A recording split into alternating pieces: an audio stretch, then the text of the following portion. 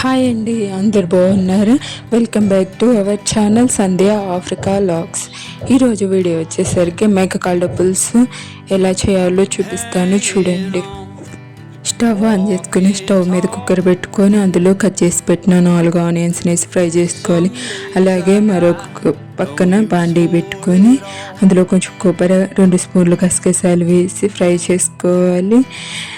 వాటినన్నిటిని మిక్సీలో వేసుకొని మెత్తగా పేస్ట్లా గ్రైండ్ చేసుకోవాలి. నేనైతే ఇక్కడ 1 కిలో మేకకాళ్ళని తీసుకున్నాను. కట్ చేసి పెట్టిన 10 పచ్చిమిర్చిని యాడ్ చేసుకుందాం. అలానే 2 స్పూన్ల అల్లం వెల్లుల్లి పేస్ట్ని యాడ్ చేసుకుందాం.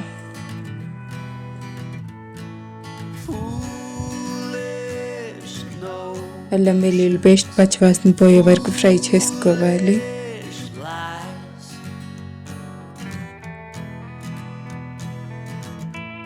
శుభ్రంగా కడిగి పెట్టుకున్నాం మేకకాళ్ళని అయితే యాడ్ చేసుకుందాం.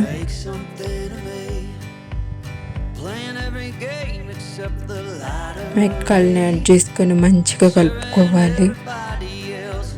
అందులోకి 1 స్పూన్ పసుపుని యాడ్ చేసుకుందాం. అలాగే 2 స్పూన్స్ సాల్ట్ని యాడ్ చేసుకుందాం.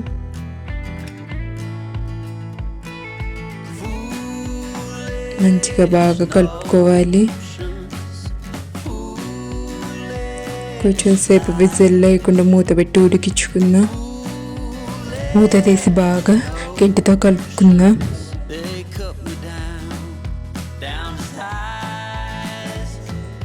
బాగా గెంటితో మంచిగా కలుపుకుందాం.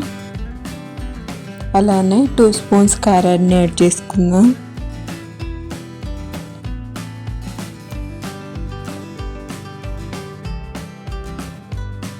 1 స్పూన్ ధనియాల పౌడర్ని యాడ్ చేసుకుందాం.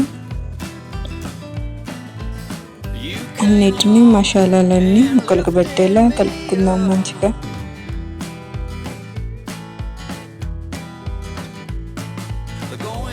కట్ చేసి పెట్టిన 2 టమాటాలను కూడా యాడ్ చేసేసుకుందాం.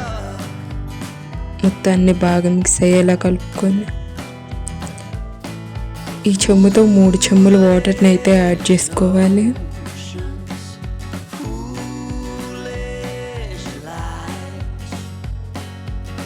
వాటర్ యాడ్ చేసుకొని గెంటితో బాగా కలుపుకోవాలి.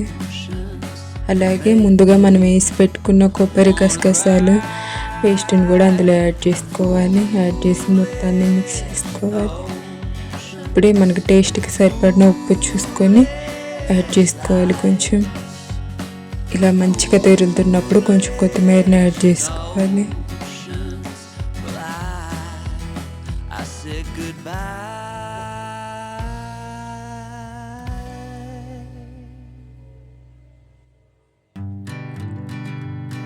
ఇప్పుడు మూత పెట్టి విజిల్ పెట్టేసుకుందాం.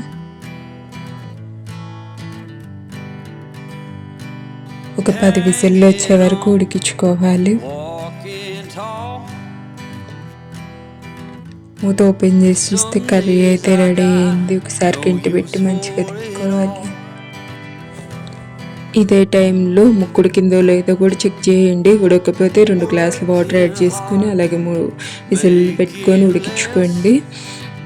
ఫైనల్గా కొంచెం 1 స్పూన్ గరం మసాలాని యాడ్ చేసుకున్నాం. కొంచెం కొత్తిమీరని యాడ్ చేసుకున్నాం. బాగా కలుపుకున్నాం.